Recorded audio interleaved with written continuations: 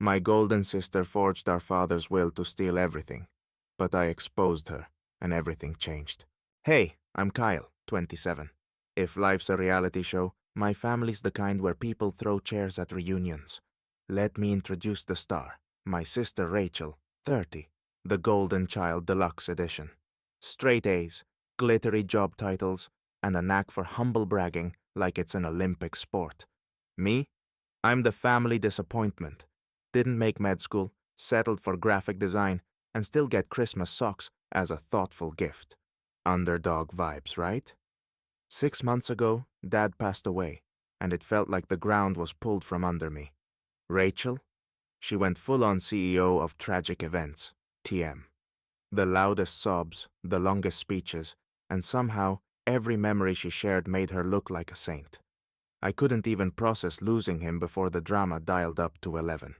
Dad's lawyer called us for a reading of the will, and honestly, I had zero expectations. Rachel, on the other hand, walked in like she'd already picked out her mansion and matching speedboat. The lawyer starts reading, and for once, something felt fair. A 50-50 split of everything. I almost exhaled in relief until Rachel, with her award-winning crocodile smile, pulled out her trump card. A new and improved will. Apparently, Dad had a change of heart at the last minute. Yeah, sure. In this new masterpiece, everything went to Rachel.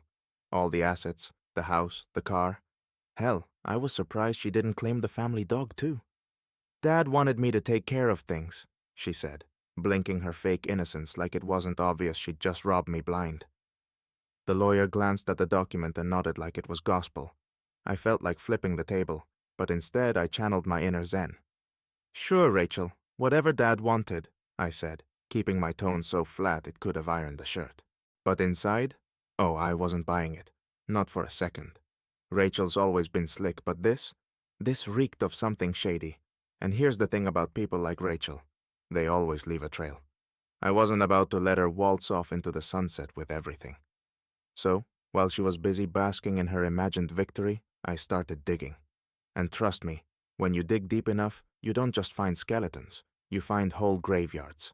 The first crack in Rachel's perfect little fairy tale came a week later. I was packing up Dad's stuff.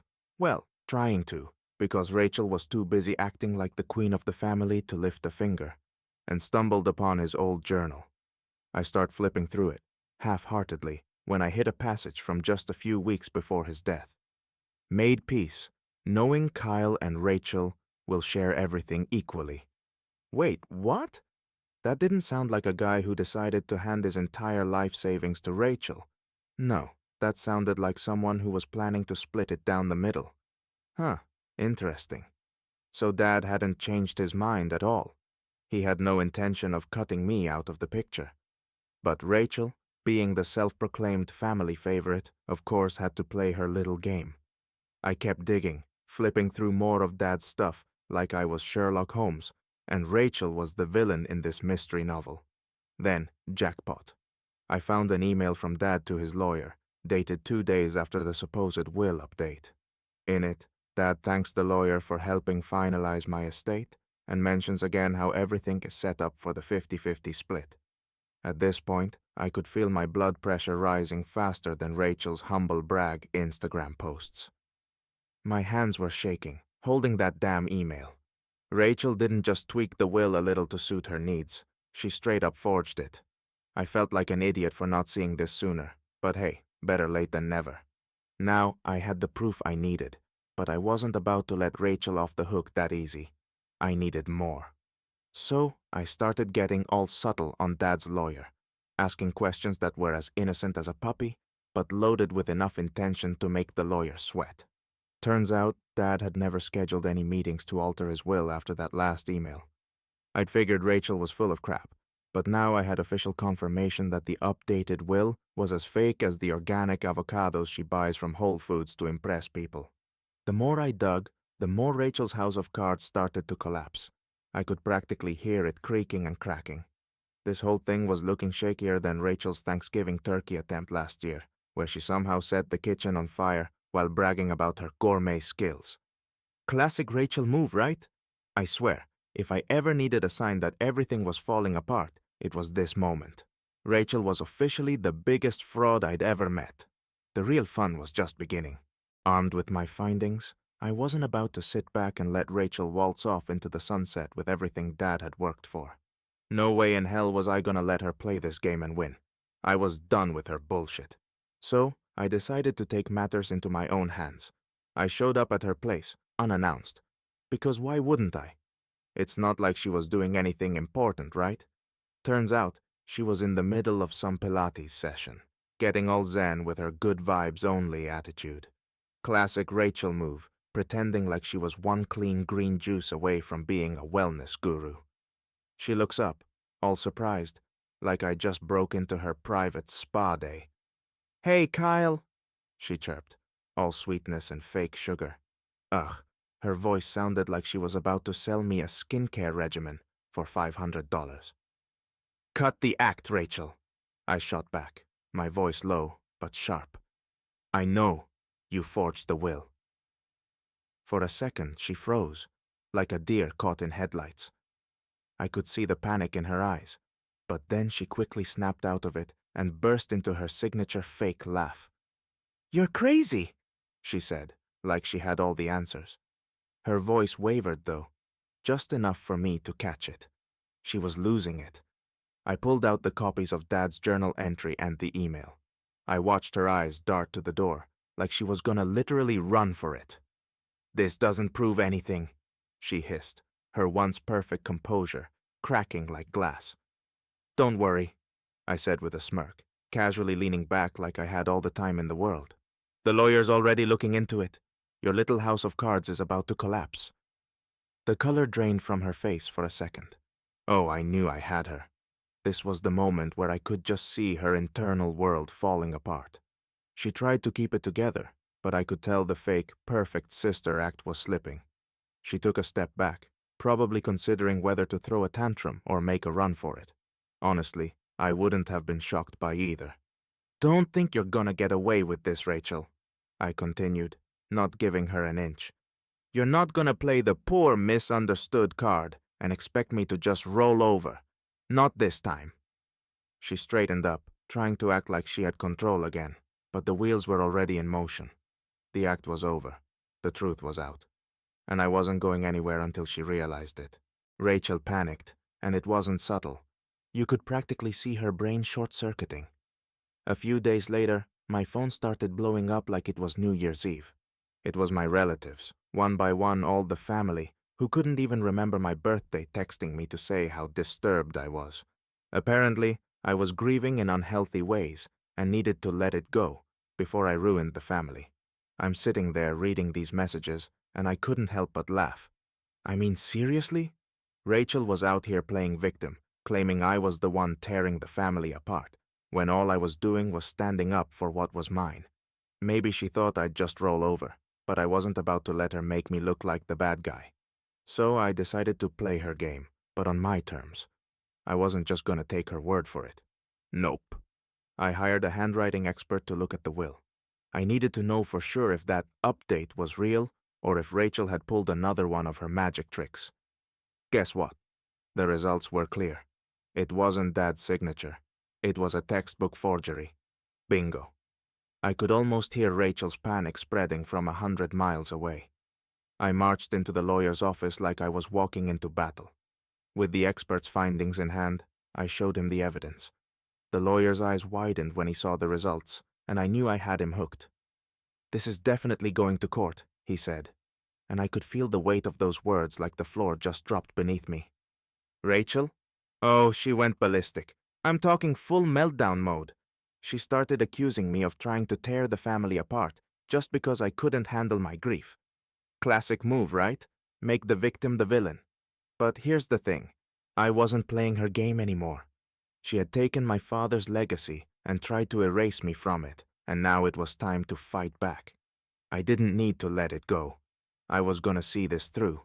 Because it wasn't my fault she decided to play God with Dad's estate. I wasn't the one with the shaky will, the fake signature, and the ridiculous excuses. No, that was all her. And now she had to face the consequences. Rachel can cry to whoever she wants, but I'm not backing down. This was just the beginning. Court day finally arrived, and Rachel walked in like she was about to take the crown at Miss Universe. I swear, she looked like she thought she owned the place, flashing that fake smile and wearing the "I'm so innocent" act like it was her personal uniform. Her lawyer, of course, was doing his best impression of a sleazy used car salesman, throwing every trick in the book at me. He tried to paint me as the bitter little brother, the one who couldn't get over the fact that Rachel was like, so perfect all the time. Yeah, buddy, try harder. But here's the thing. The evidence didn't lie. I had the handwriting analysis, the email, the timeline, all neatly lined up like a treasure map, leading straight to Rachel's shady little kingdom of lies. This wasn't some petty sibling rivalry. This was straight-up fraud, and the judge was starting to get the picture. Rachel, meanwhile, was busy doing her best damsel in distress routine. She hit the stand and boom, instantly started sobbing. Oh, please. I just wanted to honor Dad, she wailed, wiping her crocodile tears with the grace of a drama queen in a soap opera. She was putting on such a performance, I half expected her to pull out an Oscar speech. It was the kind of fake emotion that made me want to throw something at her, preferably a bucket of cold water. But the judge wasn't buying it. He had this look in his eyes that screamed, "I've seen this act before, sweetheart." The more she cried, the more he just stared at her like she was the human embodiment of a traffic ticket. And when it was time for the ruling, boom, the original will was valid. Rachel's forged will was officially labeled criminal. The look on her face when the judge dropped that bomb, priceless. I almost wanted to laugh, but I kept it cool. This wasn't just some petty sibling bickering anymore. No, Rachel had fucked with the wrong person. She thought she could take everything, but now she was the one left with nothing. Rachel's whole world crumbled in that moment, and honestly, it was the sweetest victory. She could cry all she wanted, but the truth had won. The best part? I wasn't done yet. That inheritance was coming my way, and this whole damn family was gonna know who had been right all along. Rachel's reputation? Yeah, it shattered faster than her perfectly staged Instagram selfies. 1 minute, she was the golden child, everyone's perfect little angel. The next, she was the black sheep, and trust me, she wasn't getting the sympathy she thought she'd get. It was like watching a reality show melt down, except no one was rooting for her anymore. The family that used to worship the ground she walked on, they turned on her like a pack of wolves. And Rachel? She was the juicy steak in the middle of it all. Mom, of course, was a mess. I mean, if you ever wanted to see someone spiral, just take a look at her face when the truth came out. She cried nonstop, blaming herself for raising such a selfish daughter. It was like watching a Lifetime movie, except no one was buying her tearful apology tour. Sorry, Mom, but Rachel's choices were her own. Meanwhile, here I was, living my best life, not even needing to play the victim. I finally got my 50%, and I'm not gonna lie, the cash felt pretty sweet. But honestly, it wasn't about the money. It was about standing up for what was right. I didn't back down when Rachel thought she could just take everything. This wasn't just about some inheritance. This was about proving that she couldn't just waltz in and steal what wasn't hers. The thing that killed me the most was that Rachel still couldn't admit she'd done anything wrong. She kept trying to play the poor me card, like I was the villain in this twisted tale. But every time she opened her mouth, the more everyone saw the truth. It was like watching a car crash in slow motion. Awkward, painful, but you can't look away. So yeah, I didn't get a shiny trophy or a huge celebration. But what I got was a lot more satisfying. The satisfaction of knowing Rachel couldn't run away with her lies, that everything she worked so hard to manipulate had come crashing down. It felt like a well-earned punch to the gut. At the end of the day, I didn't just win the inheritance. I won respect, the kind that Rachel thought she could buy. Life after the trial? Yeah, it was weird. I mean, things weren't exactly normal after you've exposed your sister as a complete fraud and watched her whole golden child persona crumble. Rachel? Yeah, she went totally off the grid, disappeared from social media like she'd fallen off the face of the earth. And I'm not talking about a taking a break vibe, I'm talking ghost mode. One day, she was posting about her flawless life, and the next it was like she got abducted by aliens. Word around the family grapevine was that she'd packed up and moved across the country. Because, of course, running away is the best way to handle the consequences of your actions, right? Sure, Rachel, go ahead and trade your problems for a new zip code. You're not fooling anyone. Meanwhile, Mom, she's still trying to fix things. Yeah, good luck with that. I'm over here living my best life, getting on with things, and Mom's out here trying to play family therapist. She calls me up, all upset, saying how we need to talk and how I shouldn't be so hard on Rachel. Oh, trust me, I'm so over that. Trust is like a glass. Once it's shattered, you can't just pick up the pieces and glue it back together and expect it to work like new. You can't go around stealing someone's future and expect them to welcome you back with open arms. Rachel had her shot, and she blew it. Now, it's my turn to play the game on my terms. Mom doesn't get it. She keeps saying things like, "She's your sister, and family is everything." But honestly, some things just don't go back to normal. I can't just pretend like Rachel didn't try to screw me over for her own gain. That's not how it works in real life. This isn't some Disney movie where we all hug it out and sing Kumbaya. So yeah, I'm not interested in fixing anything with her. And I'm definitely not interested in playing the family drama game. I'm done. Let Rachel do whatever she's gonna do in her new perfect life across the country. Meanwhile, I'm living my life. Stress-free, no lies, no games. And that's a hell of a lot more satisfying than any apology she could throw my way. With my share of the inheritance, I finally had the chance to start fresh. And let me tell you, it felt like I just hit the reset button on life. No more walking in Rachel's shadow, no more playing second fiddle. I was free to do whatever I wanted. And that's exactly what I did. First up, I threw that cash into my design business, which had been crawling along like a snail with a broken leg. Now, it was thriving. It felt good, real good, to watch something I built from the ground up start to actually pay off. No more someday. This was happening, and I wasn't gonna apologize for it. Then, I bought myself a house. Nothing fancy, just a modest place where I could finally breathe without Rachel's fake smiles hanging over me like a cloud. It wasn't some mansion, but it was mine. And honestly, it felt like winning the lottery. No more hearing how everything I did wasn't good enough, or how I should have done more. I was living life on my terms, making decisions based on what I wanted, not what Rachel or anyone else thought I should want. Meanwhile, Rachel? She was still out there trying to rewrite history like she could erase everything she'd pulled. I bet she thought she could just disappear and leave all that mess behind her. But let me tell you, the truth always comes out in the end. It's like the universe has a way of reminding people that karma doesn't forget. Rachel might have thought she could get away with playing everyone, but I've got news for her. Life doesn't work like that. And honestly, I kind of hope she's learned something through all of this, because being the golden child doesn't mean you're untouchable.